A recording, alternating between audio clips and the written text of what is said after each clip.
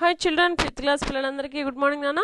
మనం ఫిఫ్త్ క్లాస్లో question and answers చెప్పుకుంటున్నాం కదా. మనం ఆ క్వశ్చన్ అండ్ ఆన్సర్స్లో 1-2 క్వశ్చన్ అండ్ ఆన్సర్స్ సాటర్డే వీడియోలో చెప్పుకున్నాం నాన్న. ఈరోజు 3-4 క్వశ్చన్ అండ్ ఆన్సర్స్ చెప్పుకుందాం. థర్డ్ క్వశ్చన్ చూడండి. రాధాకృష్ణన్ ఏ ఉద్యోగాలు చేశారు? రాధాకృష్ణన్ మద్రాసు ప్రెసిడెన్సీ కళాశాలలో ఆచార్యులుగా పనిచేశారు. మైసూరు, కలకత్తా విశ్వవిద్యాలయాల్లో ఉద్యోగాలు చేశారు. ఆంధ్ర విశ్వవిద్యాలయానికి, బెనారస్ విశ్వవిద్యాలయానికి వైస్ ఛాన్సలర్గా పనిచేశారు. ఇక్కడ మీకు అస్తమాను కూడా చక్కగా ఇంగ్లీష్ వర్డ్స్ అనేవి రావడం జరిగింది. మీకు ఇంగ్లీష్ వర్డ్స్ రావడం జరిగింది. ఈ ఇంగ్లీష్ వర్డ్స్కి మనం తెలుగులో కూడా చక్కగా చెప్పుకున్నాం కదా నాన్న ఇంతకు ముందు. అంటే ఇదే లెసన్లో ఇంగ్లీష్ని తెలుగుకి కన్వర్ట్ చేసి చెప్పుకున్నాం. చూడండి, ఇక్కడ ప్రెసిడెంట్ అంటే అధ్యక్షుడు, విశ్వవిద్యాలయం యూనివర్సిటీ. మనం ఇలా కొన్ని పదాలకి మనం అక్కడ ఇంగ్లీష్లో ఉంటే తెలుగు కూడా మనం చెప్పుకోవడం జరిగింది.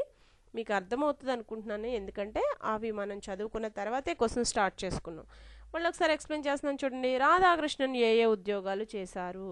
రాధాకృష్ణన్ మద్రాసు ప్రెసిడెన్సీ కళాశాలలో ఆచార్యులుగా పనిచేశారు.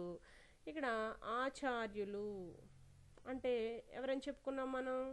ప్రొఫెసర్ అంటే ఆచార్యుడు, ప్రొఫెసర్గా పనిచేశారు ఆయన. మైసూరు, కలకత్తా విశ్వవిద్యాలయాలంటే యూనివర్సిటీస్ నాన్న ఉద్యోగాలు చేశారు. ఆంధ్ర విశ్వవిద్యాలయానికి, బెనారస్ విశ్వవిద్యాలయానికి వైస్ ఛాన్సలర్గా పనిచేశారు. ఓకేనా? ఈ క్వశ్చన్ చక్కగా అర్థం చేసుకుని చదవాలి. నెక్స్ట్ ఫోర్త్ క్వశ్చన్ చూద్దాం. నెక్స్ట్ ఫోర్త్ క్వశ్చన్కి వచ్చేసరికి విద్యార్థులు రాధాకృష్ణన్ను ఎలా గౌరవించారు? మైసూరు విశ్వవిద్యాలయం నుంచి కలకత్తా విశ్వవిద్యాలయంలో ఉద్యోగం చేయడానికి రాధాకృష్ణన్ బయలుదేరారు. ఇక్కడ చెప్పుకున్నాం కదా మనం పై క్వశ్చన్లో మైసూరు, కలకత్తా విశ్వవిద్యాలయాన్ని.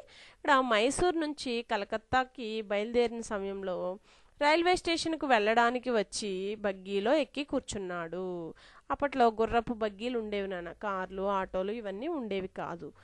వెంటనే ఆయన విద్యార్థులు బగ్గీకి కట్టిన గుర్రాలను విడిచిపెట్టి తామే స్టేషన్ వరకు బగ్గీని లాక్కుంటూ, నెక్స్ట్ పేజీలో ఉంది నెక్స్ట్ లైన్, వెళ్ళారట.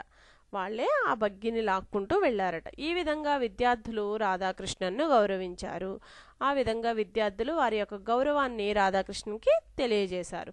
ఎక్కడి నుంచి ఎక్కడికి వెళ్తున్నప్పుడు? మైసూరు నుంచి కలకత్తా, అంటే మైసూరు విశ్వవిద్యాలయంలో పనిచేసి